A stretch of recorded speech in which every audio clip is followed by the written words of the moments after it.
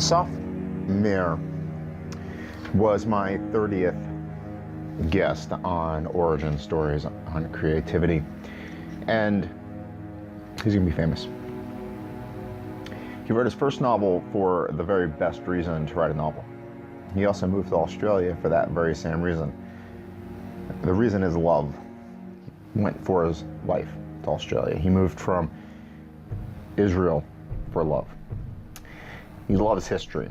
He moved from the most history-rich place on the planet for love. He was told by his wife that she was desperate for something new to read, something unique. So he sat in front of his computer and wrote a brand new novel, chapter by chapter, for his wife. It's like a tale out of Arabian Nights. It actually is kind of like Arabian Nights. It's a unique piece of fiction. It takes place in Alexandria. It is in the middle of the Republican era of Rome. It's genius. Here's a guy who's completely in love with Roman history, and he writes a story in smack dab in the middle of it. And I'm not going to do it justice talking about it. I'm going to let him do it. And this is Assaph Mehr. He is a historical fantasy author who has written a wonderful series. Actually, it's going to be turning into a trilogy. Is that where you're stopping? Just a trilogy of novels, or do you have plans on going farther than that with the story of Felix the Fox? Yeah. I have plans for more books. I think I have plans for 3 more books after the first one that I've published. So that's already 4. Is it just Rome that has gotten you, or do you just love Felix the Fox? Oh, I love the character. You love the character. Yeah, he's in a way an extension of me, but bigger and better. Bigger and better. What you're pretty impressive though is you're from Israel. You are a history buff from the beginning, right? And is it just Rome that has your imagination, or is it history of mankind from the beginning? Yeah, in general, I think I always in loved general. history. Yeah. What is it about history that has you so enthralled? I don't know. I think it's growing up in Israel. You literally can't, walk Right. 100 meters without hitting some ancient site. And it's not just ancient mankind. I mean, it's just, you have Neanderthals. I mean, you have the pathway to Europe and Asia, the breadbasket of humankind. I mean, why Rome though, when you have all the history around you as a child? I think I picked up a Lindsay Davis novel about 10 years ago by now.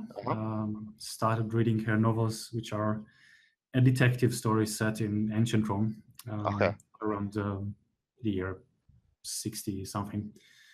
And I quite like it. I really enjoyed. I always love detective stories and always love Rome, and that's just kind of rekindled my whole love affair. So I read all her books, and then I read other authors who've written detective stories set in ancient Rome, Stephen Saylor and Ruth Downey in particular. I downloaded Roma today. I'm going to start reading that one myself. You sold me on it. Oh yeah, it's a very good book. It's sort of he cherry picks a few of the main events in Rome's history, and he paints them in a way that's like plausible. So he kind of deconstructs the myth into this is a way that events could have happened with people that have later turned into myths and legends about larger than life events. What I liked about it was it was a 1,000-year history of one family, so it was intimate. The way the description of the novel, well, Roma specifically, and it's a series, right? I had number 1 downloaded. Yep, yeah. So he had the second one, Empire, and I think he's planning the third one. Oh, he hasn't written it yet. No, so the third one is, but they're. I mean, you have to read them in order, but it's not like there's a cliffhanger at the end or anything. It's just episodes that are taken throughout the views of members of that family observing. So you're from Israel, and this is where you've stepped. You played as a child. Where in Israel? Central Tel Aviv. Tel Aviv, and that's a So, very historical town. That's thousands and thousands of years of history. well, You've read Tel Aviv is these. actually new. But Tel Aviv is actually new. It's established 1909, but it's sitting right next to Jaffa, which is been continuously habitated for what, 10,000 years by now? Oh, wow. Yeah. Is this just one of those cases of the grass is greener on the other side? When you went to Rome with your family and you got to see the Colosseum and the forums right there, right next door. The Circus Maximus is right there. I mean, is it just one of those things that's captivated your imagination, and that's what's made you want to write about that world? Or, I mean, what was it that you had this ancient 10,000-year-old city, Jafar, right next door to you growing up, but still your imagination is stuck in Roma? I like the Roman culture. Oh yeah. I enjoy this particular era. It's fascinating. What era are you writing in? Roughly the end of the Middle Republic, so between the Punic Wars. Okay. So my novel is actually set in a fantasy world, a completely constructed fantasy world. Yeah, tell me about The your fantasy world specifically. The city is called Egretia, named after the birds egrets. It's actually a mix of Rome and Alexandria. So it's a bit more sitting on the shores. It's a bit more maritime culture. And the culture is very much based on Rome at the end of the Middle Republic, between the Punic Wars. It's sort of Rome at just before it became really big and before all the collapse of the late Republic started, all the social turmoil started. Mm-hmm. So there was still a lot of vibrancy, but not quite as big political events. The reason is partly because the stories are sort of detective stories, the paranormal detectives, right? Mm-hmm. They're not related to a particular year or personalities that in Rome's history. So I didn't have to tie down to Rome itself. So I just kind of cherry picked my favorite elements and allowed myself a lot of what if questions. The best of speculative fiction. Take something in and play around with Your with gods, you take the Roman gods and put them in your physical world, right? Yes. And that's what the magic is coming from, or how is the fantasy elements coming to play? Yes, so there is magic in the world. The gods are not quite like the Greek myths where you have the gods, popping over for a bit of a impregnation of everybody that they see. They're a bit more amorphous spirits, which matches the Roman view a bit more, and they're sort of in the background. But the common view is that they originate the magic into the world, and the magic permeates the world, and it's just there for anybody who can use it. So I actually base, and I show it more in the book that I'm currently writing now, but I sort of base the magic system in a way on my experience in internal martial arts. So Okay. this elusive feeling of trying to find something that you don't know what it is when somebody's trying to teach you something. You have no idea what they're talking about. What kind of martial arts do you study? Oh, I studied a lot. When I was in Israel, I did Krav Maga, which is the Israel military one. Were you in the military? Yeah, everybody is. Yeah. I had a very boring desk job, but yeah, I did practice Krav Maga for myself since I was a teenager. Then I did a bit of Taekwondo. I did a bit of Kung Fu later.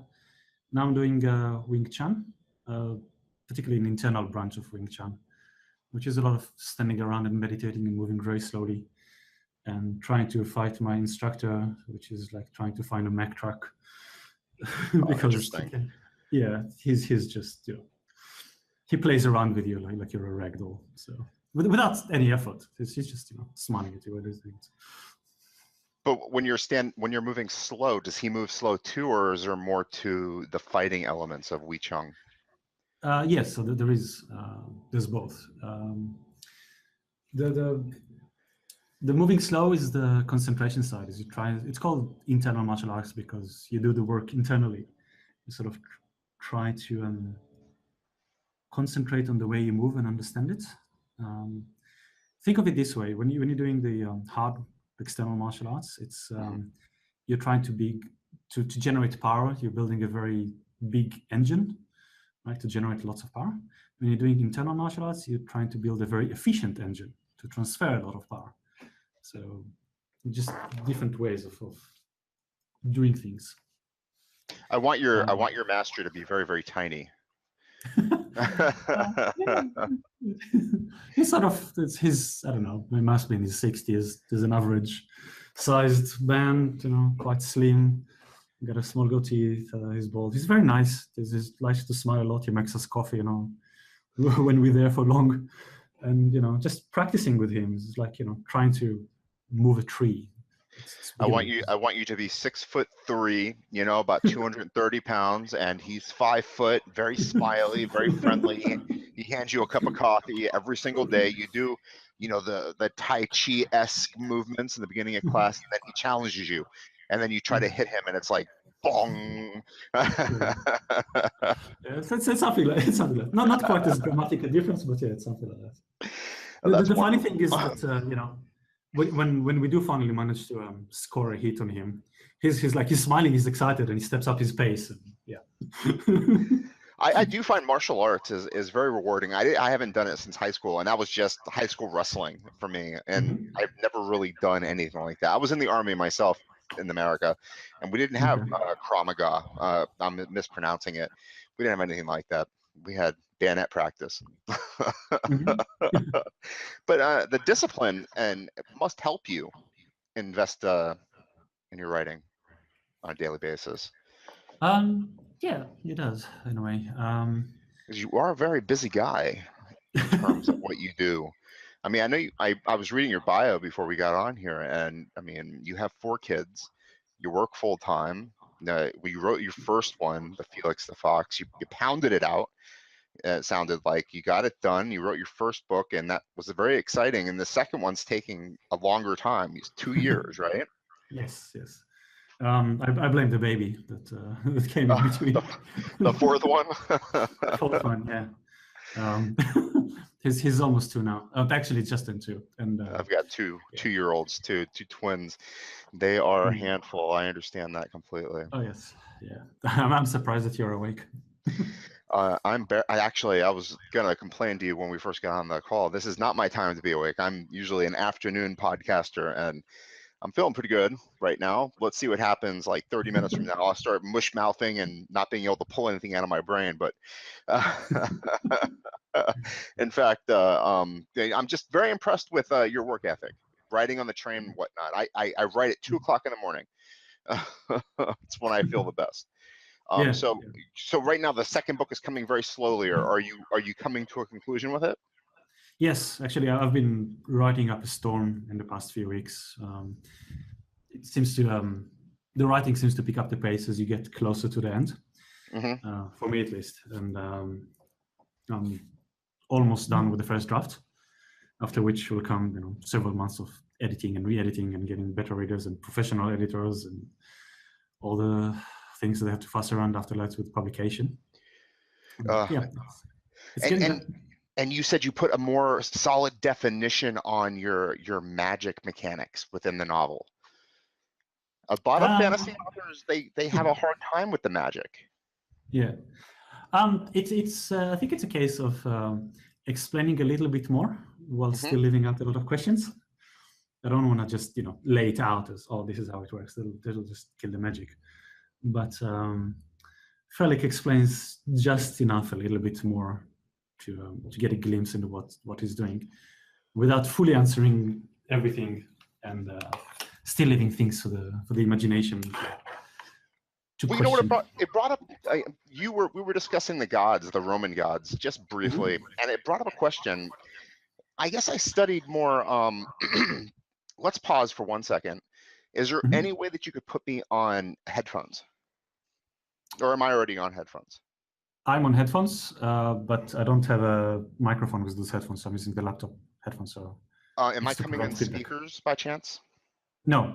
So you're coming on my headphones to prevent feedback. Okay, I hear myself though. Okay.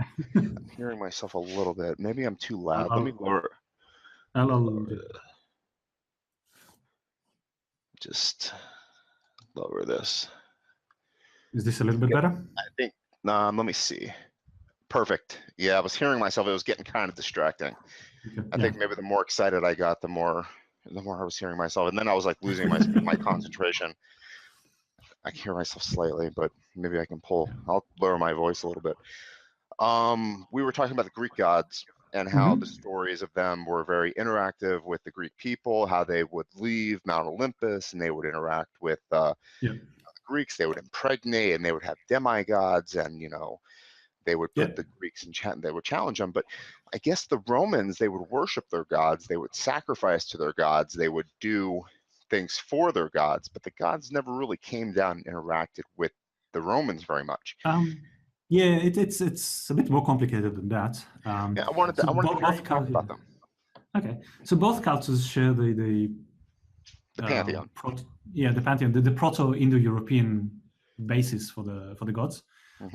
So you get a lot of similarities with the gods across not just Greeks and Romans, but a lot of other cultures. Greeks the Norse and the Germanics. So you actually have a mapping of that.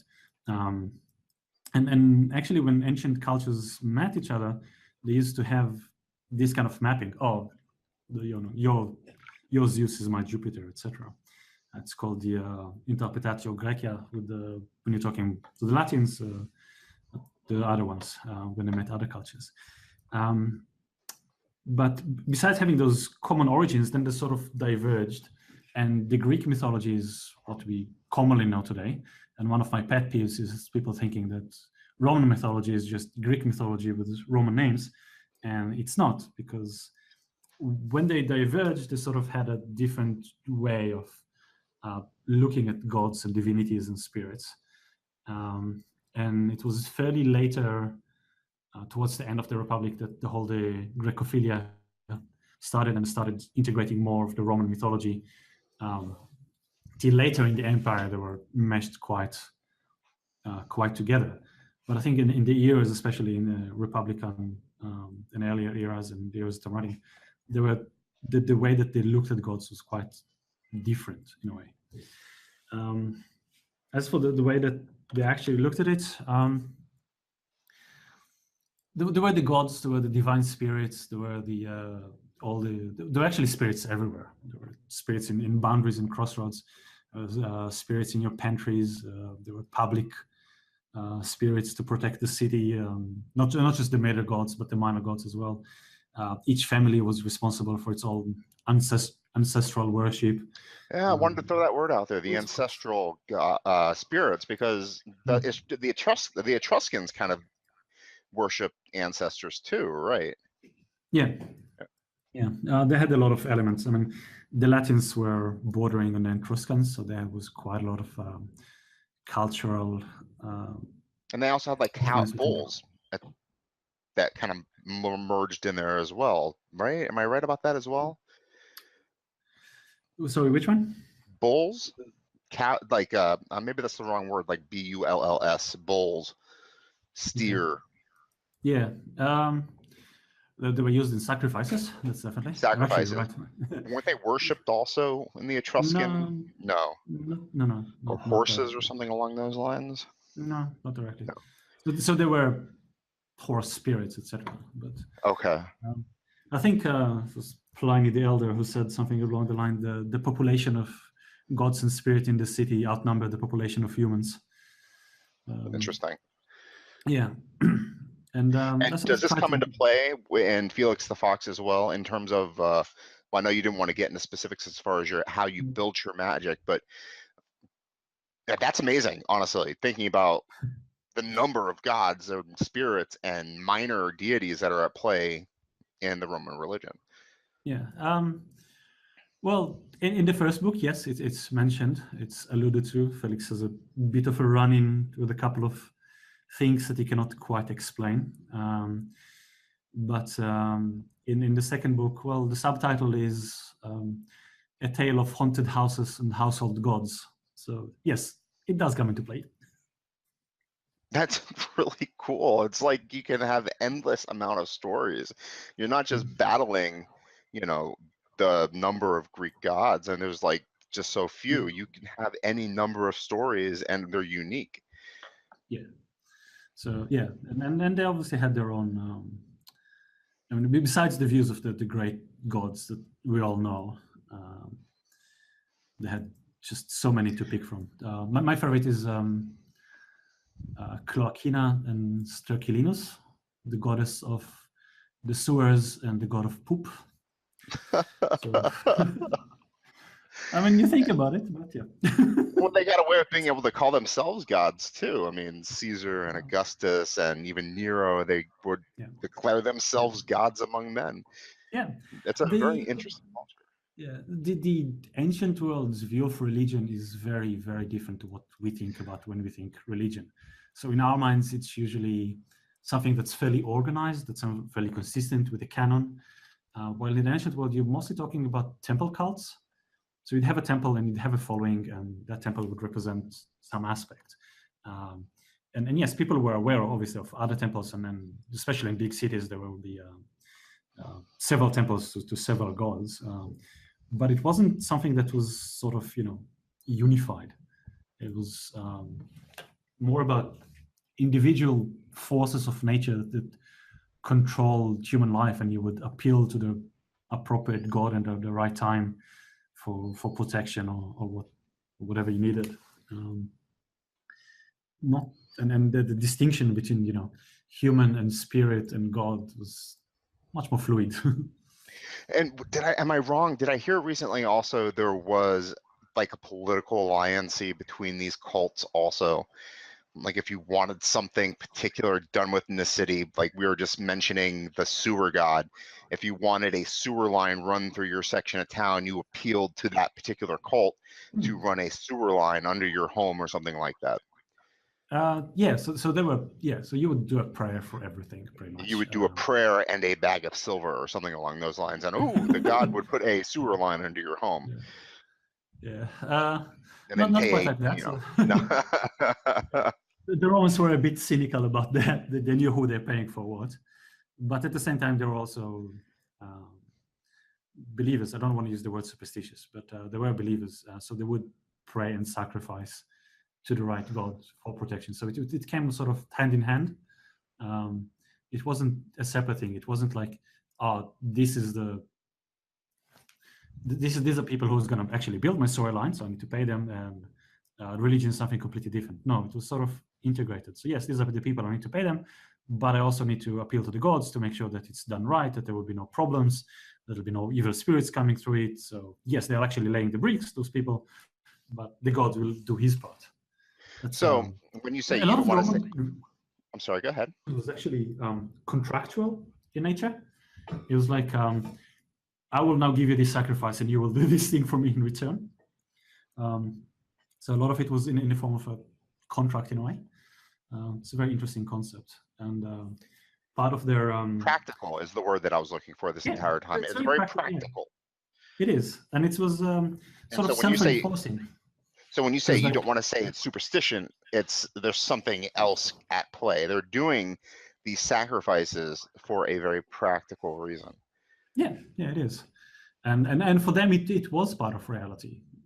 So it was impossible to look at, a field with crops without seeing the gods, liking you and giving you good crops, or being angry at you and giving you a bad crop. It's just impossible to comprehend anything else in a way. That's true for almost all ancient civilizations. So it just woven into the fabric of your worldview, so you cannot imagine a world differently. So why did you decide to go? Do you have a degree? Do you work in computer programming, correct? Or is it computer engineering, or is that hand in hand? Sort of, yeah. I now work as a product manager for a software company. Okay. I studied computer engineering. But it sounds like you could easily have gone into Roman history and been just as content writing, history thesis papers or grading, reports on Roman history Probably. for your entire life. Yeah, I wonder how life would have turned out if I would have gone to study, I could have easily have history. seen your face on the History Channel talking about Roman history. Aliens. Yeah. Alien. Oh, really? Aliens? No, I'm joking. Just Your common. Ancient Civilizations or something. What's that show called? Yeah. Uh, Yes, I love history. I'm not an historian by profession, but I love reading from real historians and understanding how history is actually being looked at and studied, which is quite different to how a lot of people think it is. Did it's a you fascinating end up? subject. Yeah, no kid. I love history too. It really does help me in my writing and just the way I look at our species. This is beautiful. How did you end up? Why did you end up in Australia? Is it by fate or by purpose? Chasing a woman. Oh, okay. No choice then. You just ended up there because you had.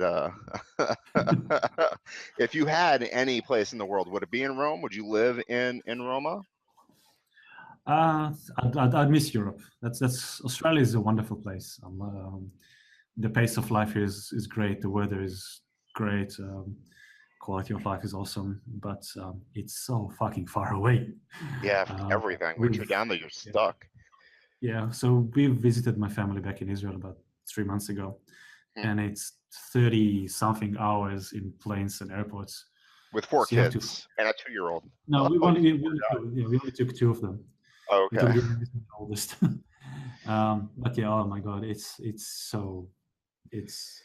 you have to take a very long flight from here to Hong Kong or Bangkok, and then stay around the airport, then take another very long flight to Israel, and by the time you get there, you're just hammered. I tell you, man, we brought our kids to Hawaii from New York City, and that's only what 12 hours.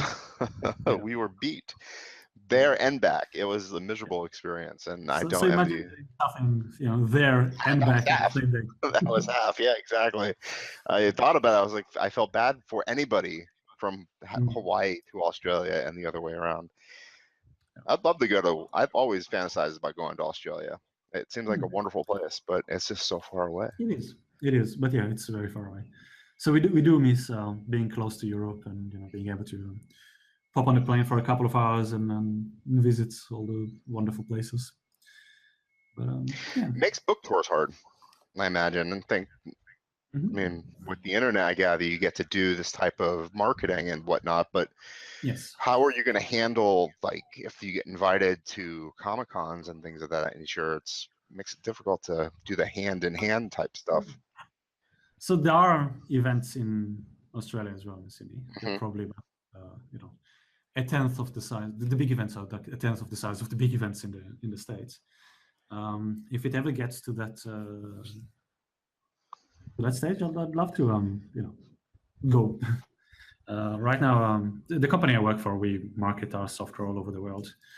So I'm waiting till they have to send me to the US or UK or something, and then I'll unofficially call it my worldwide book signing tour, regardless of who actually pays for what and what actually. I like the attitude. I definitely appreciated that you agreed to be on my show and talk about your book. And I was looking at your Twitter profile, and this was just yesterday, and I noticed how many followers you had. And I was like, whoa, this guy has like 21,000 followers. And that was kind of mind-boggling. I was like, he's already kind of internet famous. You know what I mean? And like thinking about it, you only have 1 book out. I went on your Amazon page, and you have already 100, reviews on your novel, your first novel. Yeah. So you're already better off than most people with 1 book, and you've got a second one coming. You know what I mean? Yeah. So you're already almost there. What are you going to do when the second one pops and, it takes 3? Yeah. I have a 3-step plan. I have a 3-step plan to writing and publishing, and that's step 1 is write a book. Step 2 is get a movie deal, and step 3 is buy a castle in Europe. Buy the castle in Europe. So I see 2 of those, or 1 of those has actually happened. How's the movie deal panning out for you? I'm still working with that one. He's still working on it. Who's going to be Felix? Good question. Yeah. As long as Joss Whedon gets to direct it, I don't mind. Who's I the think director? Joss Josh Whedon. Whedon. Oh, okay. Yeah. Why him over, like, I don't know. Absolutely love everything he does. I think if Oh, anyone really? gets the humor, if anyone will get the humor in those books, it'll be him. Although, of course, he always does science fiction. He doesn't tend to do fantasy so much, but still, I just adore his work. So would you, if somebody wanted to make this, you would want to keep it in the past? You would want to make it historical fiction? There's no way you'd want to make Rome like a modern day city instead of keeping it in the ancient past? You don't think it could translate to modern day type historical fantasy type situation? You could. So I'll base the city of Igreta, as said, but both Rome and Alexandria, sort of mixed between the two. If you want to do it purely in Rome, there's some things that will need to be changed to in the plot itself to make it work, because So, I mean, period pieces are hard to film. Yeah. Right. But yeah, I mean, the city is sitting on a bay, and it does have a bit of an importance to the story.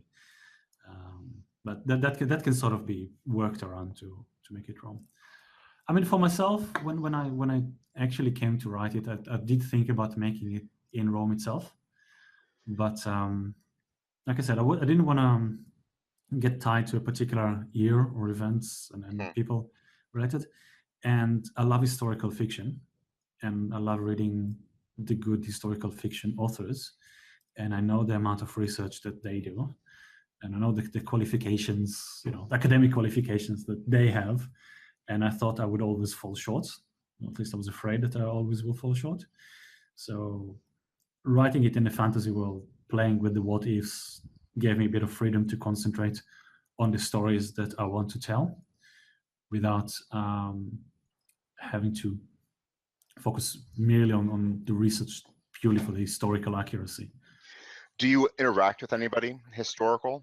Any historical figures in the novel itself? Yes, actually. Does it ruin anything if you mention who they are? And did you have any fun writing those figures into your work? Yeah, I had. It was one of my. There's a lot of like Easter eggs, which I think I mentioned at the end notes.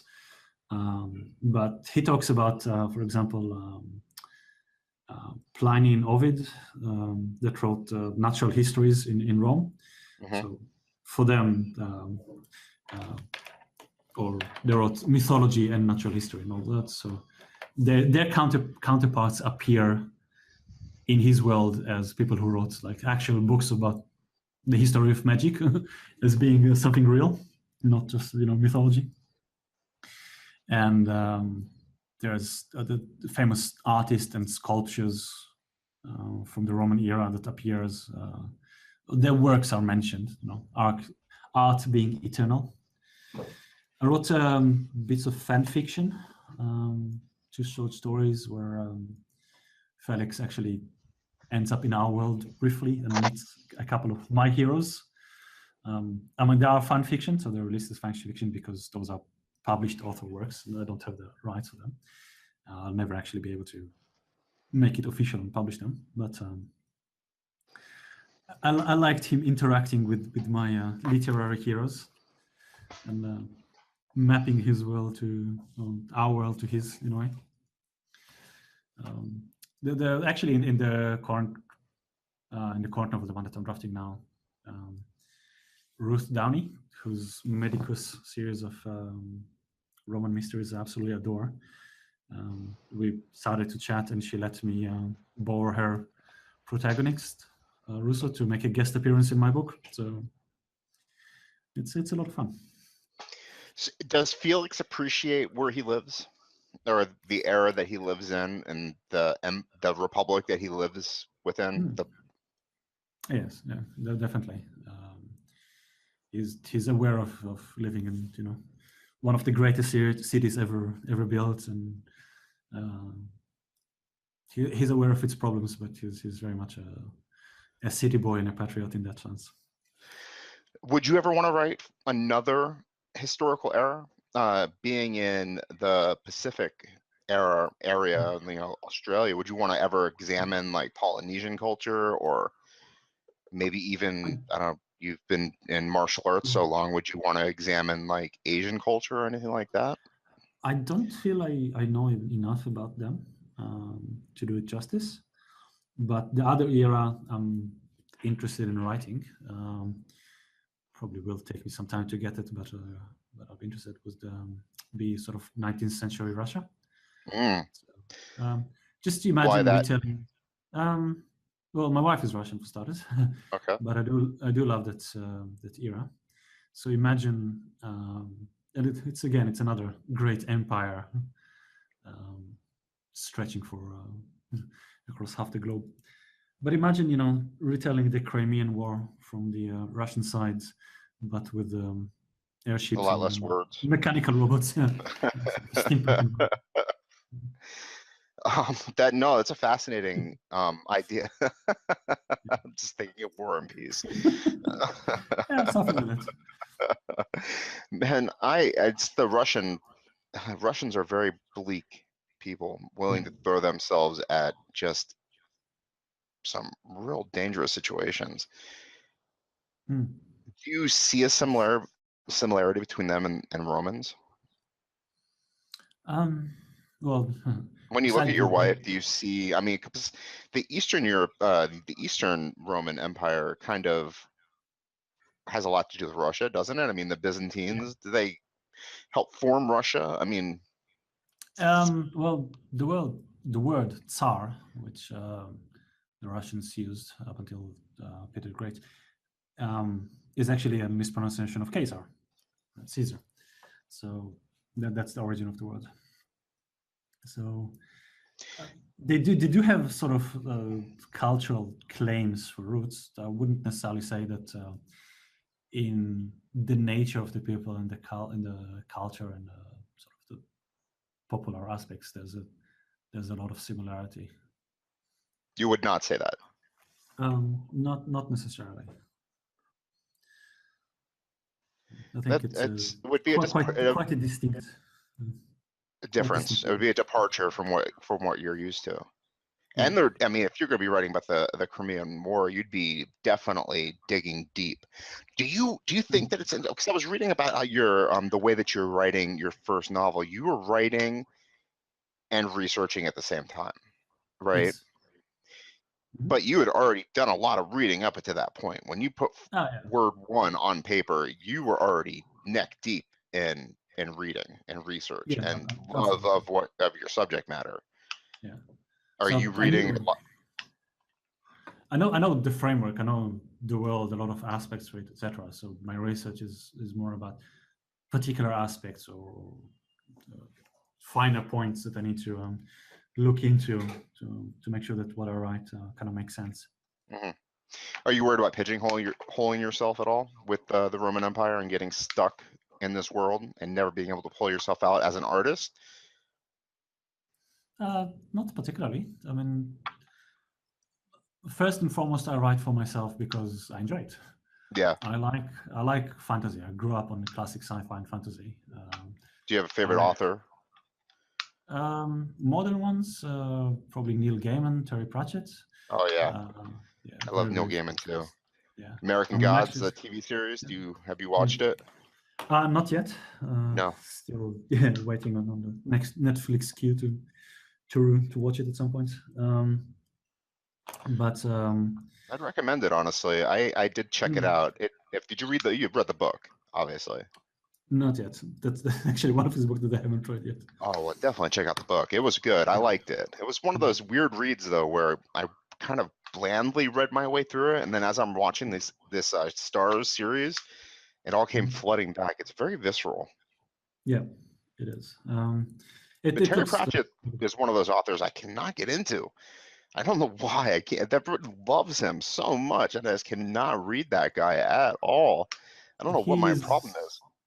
He's very British. So Is that what it is? You have to be of a certain mindset.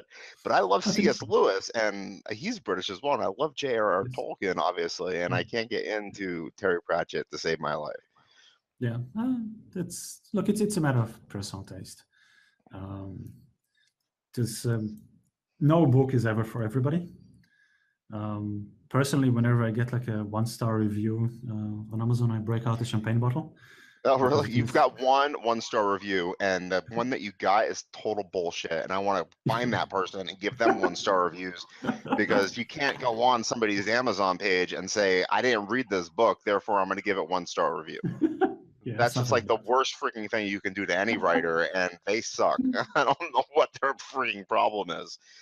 Yeah. I'm just sorry, man. No, like I said, I take it in good spirits.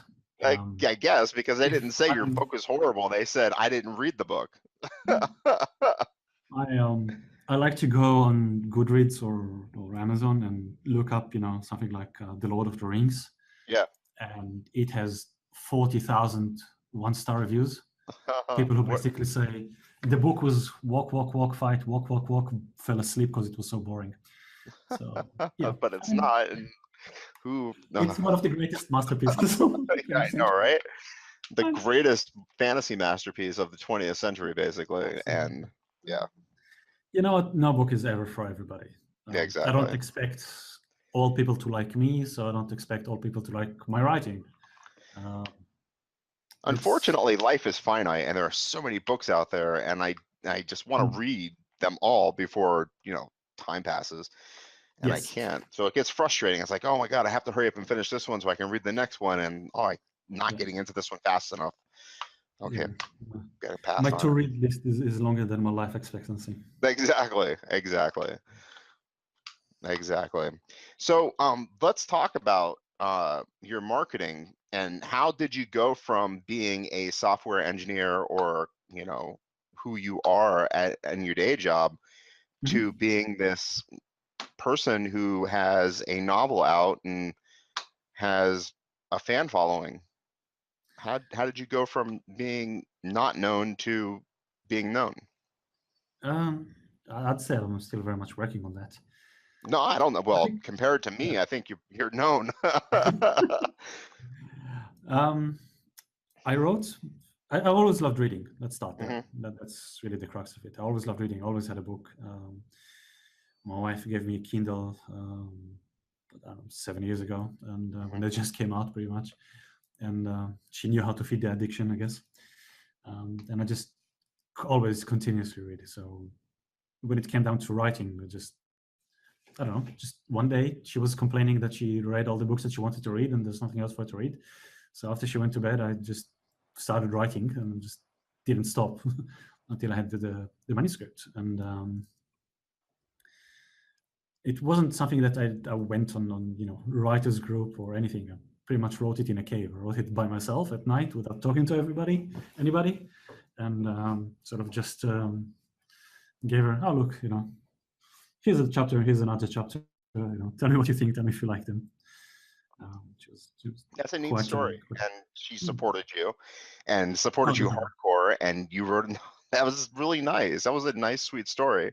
That you wrote the novel for her, and she wanted more. Yeah, and but like I said, I wrote the stories that I wanted to read. Whatever was running around in my mind, that sort of a paranormal detective, an ancient Rome, all of it's running around. So just wrote that. And only after I finished that, I started to go out to friends who didn't even know I was writing at all, and started to ask. Hello? Very quickly came to the conclusion that I would be self-publishing, not waiting on a traditional publisher. And once I did that, I had to, it was a bit of a steep learning curve to do all that requires in publishing and getting the book edited and produced and done. And then the book was on Amazon. So just before it went live, I sort of put up a website. My wife actually built it for me. And sort of started to look around. So I didn't do any marketing like you should be doing, probably, trying to build up a fan base. So it was a bit of a slow start to get it going and start interacting people and be active on Twitter and Facebook and Goodreads and meet other readers and authors and get a book exposed, etc. But then it was sort of a just ongoing effort. I think just continually reaching out to potential readers and engaging them across social media and finding the. How long ago? the This was like- 2 years ago. Yeah. Okay. So Yeah, it's I been published 2 it years in- of effort to basically build up to what you've had right now. Something like that, yeah. Pretty much. Okay. So So I released the basically, books what in you, October, Mhm. in October 2005, and I think I only started to sort of like build my online presence and then reach out from around August or so, when things were like really reaching publication time. So yeah. So basically, your advice is be tenacious, keep plugging Yes. away, interact with people, don't stop, Yeah. and keep writing. So yeah, there are 3 stages to doing a book. The first one is writing it, for which you need to park your ass in a chair and write. There's just no other way to do it. If you Yeah. don't put word on a page, you'll never get anywhere. That's So very just true. Every day, find the time, park your ass in the chair and write. 100% true. It's okay to skip a day if you're sick, or if you just don't get the time, but just do it. Work constantly, just get it done.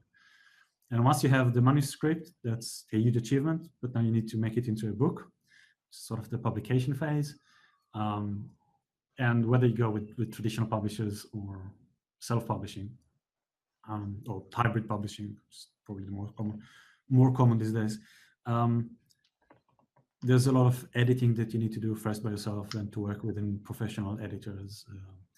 There are a lot of things, just technical things that you need to do in publication, but how the book gets made, gets polished and gets made. And then there's book marketing. And the rule for that is quite simple. Reach your target audience and don't be an asshole. Yeah, It's a good don't rule. be a dick. Will Wheaton. Yeah. So just find the people who like your style of writing and reach to them.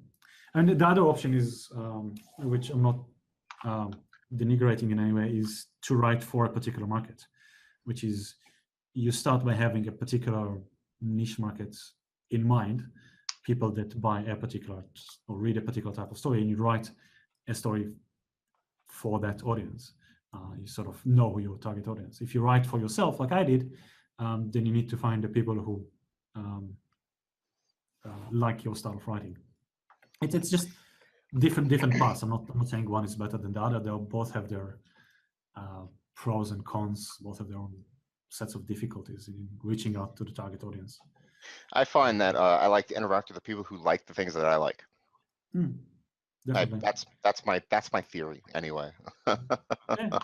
Oh yeah, I mean, by all means. And so I write the books to entertain myself. So I find the people who like those kind of stories. I continuously reach out to people across Twitter and Facebook, and Goodreads a bit of a mixed bag, but try there as well. I don't market my book. So when I say reach out, it's not like, oh, look, I've got a book, do you want to read it? It's like, no, nobody cares about you or your book. It's more like having a discussion about the things that you like. Like you said, you like common things, so you talk about those things. And when it's relevant, they actually have a book that you might be interested in. Exactly. Yeah, and that's when people say, okay, look, I know you, I know that you're a nice person. I appreciate your humor, whatever. So yeah, you know what? I'll check your writing. Let me as well. check your book out. Oh, here's a story. I wrote this story. I'm going to publish this too. Do you want to read that? Yeah. I actually put up short stories on my blog with Felix as well. Sort of. I'm sorry. What did you say? You put short stories on your blog, and then you said something else. Yes, they're with Felix as well, and they're sort of an introduction to my writing. They serve a dual purpose. One is to keep the fans going while I work on other books, so it gives them something to read. And the other is for new people who want to sort of try before you buy, and say, oh, look, this is a short story. It'll take you 20 minutes to read it. If you like it, then the full novel is probably the same style. You might like the full novel. So sort of an introduction to the world. When you were a kid, did you have a character like Felix that you loved? I'm going to ask this a similar question already many times, but did you have like a series of books like this? Like, I guess in America we had like the Hardy Boys. Yeah. Or I grew up on Asterix. I think that's actually got me started reading in English, because they just wouldn't translate the books into Hebrew fast enough. So I started to read the English ones. what are they? Asterix. It's a comics of it's a French comic actually. On Rome, on 50 BC, when Rome conquered Gaul, and it was just this little tiny little village resisting the mighty empire. It's absolutely hilarious. It's one of the best, I've never heard of it before. That's amazing. There's one that I discovered when I was a kid. My dad was stationed in Germany, and I walked into a fitness center, like a rec center, and there was a soldier reading. He was like, stationed for the day at the reception desk or whatever, and he had a book. He had like one of these little, pulp books, like Conan the Barbarian. He was reading Casca. It was about a Roman soldier who had crucified Christ. He was the guy who stabbed him in the chest or the ribs, and he had accidentally drank a goblet of Jesus's blood, and he has to live for the rest of his life as a Roman. He had, live the rest of his life as a soldier. And it was like I was in love with the idea, and I didn't just pick up the novels until I was an adult. Just that idea of this character that lives with you forever, and you get to write these novels with this character that I don't have a character like that, and you do. Felix gets to be with you all the time. Every story that you get to pick up and start word one, Felix is there for you. Yeah. I mean, it's especially true since I write in first person point of view, so it's all through his eyes. It's kind of easy to well, for me at least, it's easy to identify with him. Other people don't always appreciate his deadpan humor, but I guess on balance, a lot of people understand his little dry jokes throughout the novel. What's next for you? How much longer do we have to wait for book 2? I'm almost finished writing it. I'm literally polishing the last few scenes now. Bit of a blood spatter and reconciliation at the end. And then I'll start the editing process in publication. So I'm going to take it a little bit slower than the last time to make sure it's at the highest quality that I can when I launch it. I hope to release it by the end of this calendar year. Okay. In between, while I'm waiting for feedback from beta readers and from editors and whatnot, I'll probably write a few short stories with Felix again to put out on the blog. What is your publication schedule with the short stories? Are you doing like one a month, one a week? Occasionally, whenever the spirit strikes. The muse strikes. Yeah. Oh, gotcha. Right now, I'm just, like I said, I'm enjoying writing the finale of the novel, so I'm not writing anything else. That's exciting. But can we follow your blog? Is that a followable type thing? Okay. Yes, it's on WordPress. It's called Igretia.com. I follow you already. You can drop the link when you Oh, definitely will. I definitely will. It'll be in the show notes, along with your Twitter and anything else that you sent me. Also, what have we forgotten to mention? Still, I wish we could have a whole discussion about the Roman pantheon. I'm still not 100% on the Roman gods, but I guess I could read up on it. The whole idea. I knew that it was about spirits. I really did. When you started talking about it, the idea of the Romans worshiping spirits and familial ancestors and stuff like that. I do want it to be more about animals, though, snakes and things like that. They're a hodgepodge of different religions. I mean, they were so seafaring, and they pulled from the Germanic tribes and the Gauls and all that. maybe it's the Spanish that I'm thinking about. I don't know. They're just fascinating. I love the Romans too. They've always been like, they make my imagination soar. Yeah.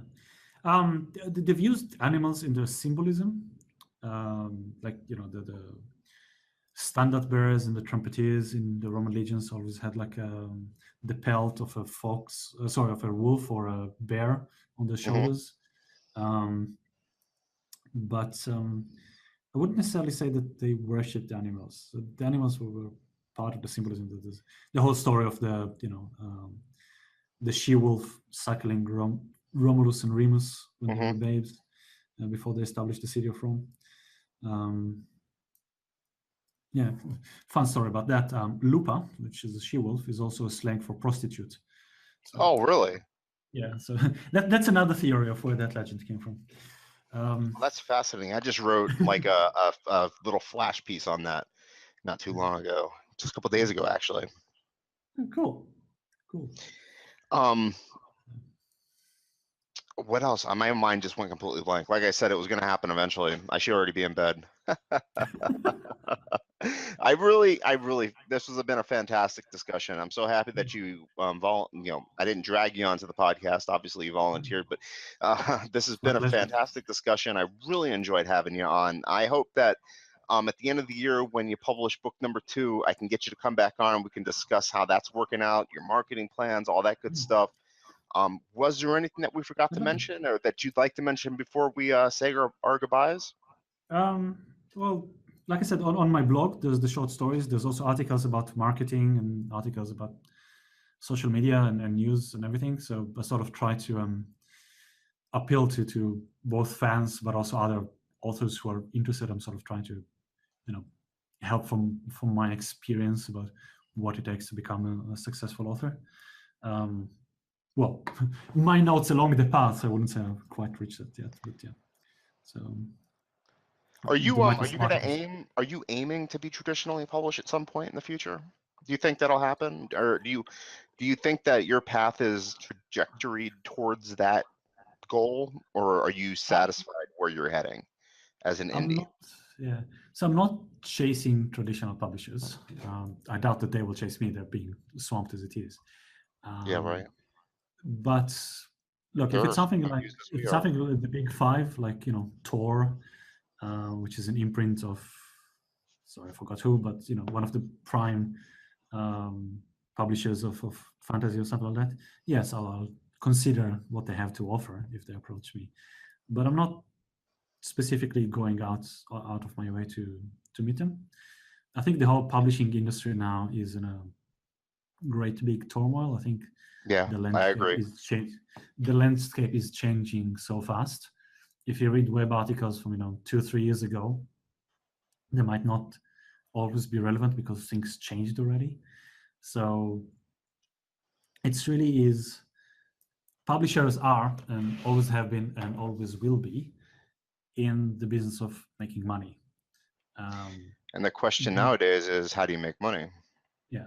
So the same publishers who refused J.K. Rowling, the 200 and something rejection letters that he got, are the same publishers who put out Snooki's memoirs from Jersey Shore.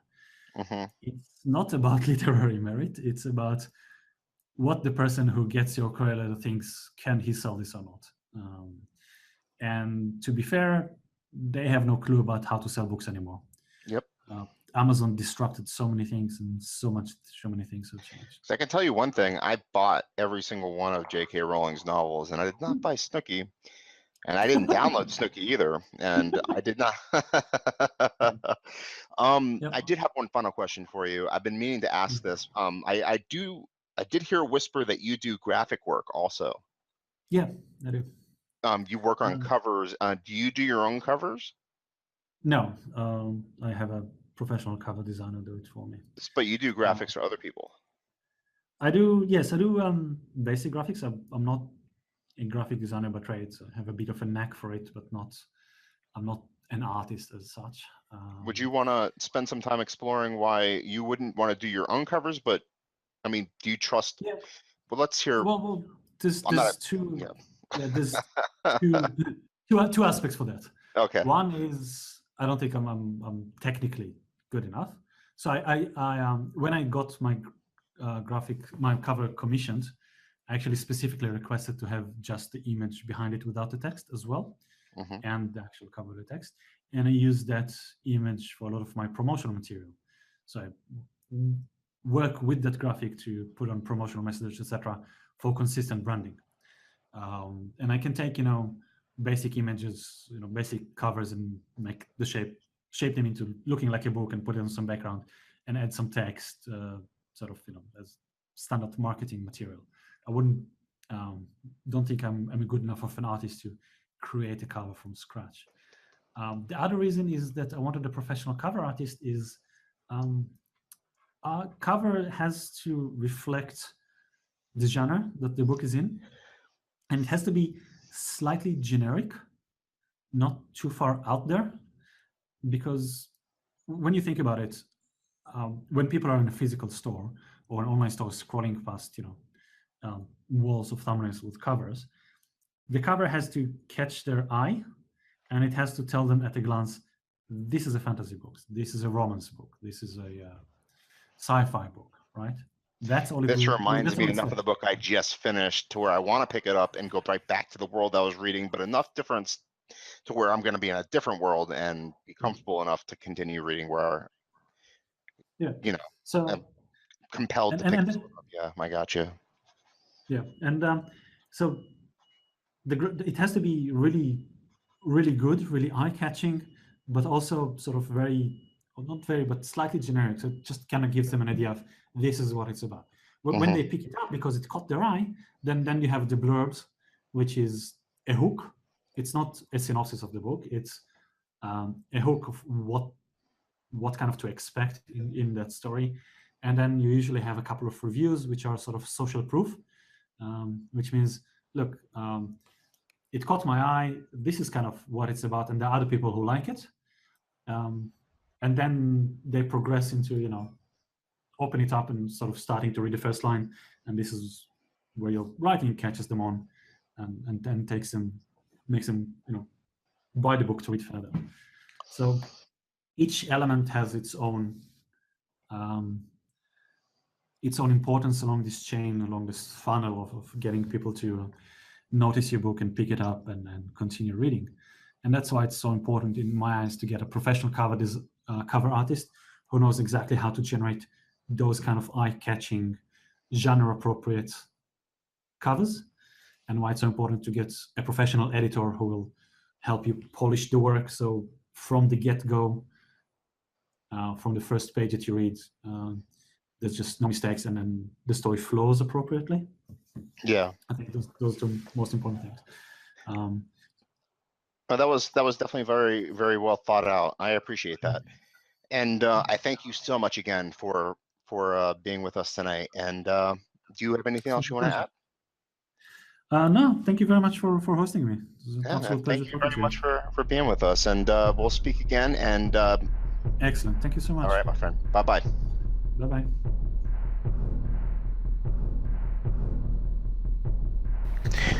And that was Assaph Mehr.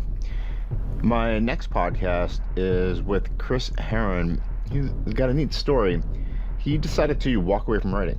And not only did he decide to walk away from writing, he decided to support writers. And he's supporting writers by reading writer stories on his own YouTube channel. He's reading short fiction, and he's reading short fiction successfully, and he's being noticed, and I can't wait to talk to him. And that's pretty much all today. Guys, check out the website, brianyellow.com. I'm hosting the podcast there. The YouTube channel gets them first. Best place to see it all, though, is when you follow me on Twitter at BRYAIELLO. And if you have a question, you can always email me. The best place to do that is me@brianyellow.com. Always, every day, I appreciate every single one of you for listening to this show. Thanks a lot. Bye-bye.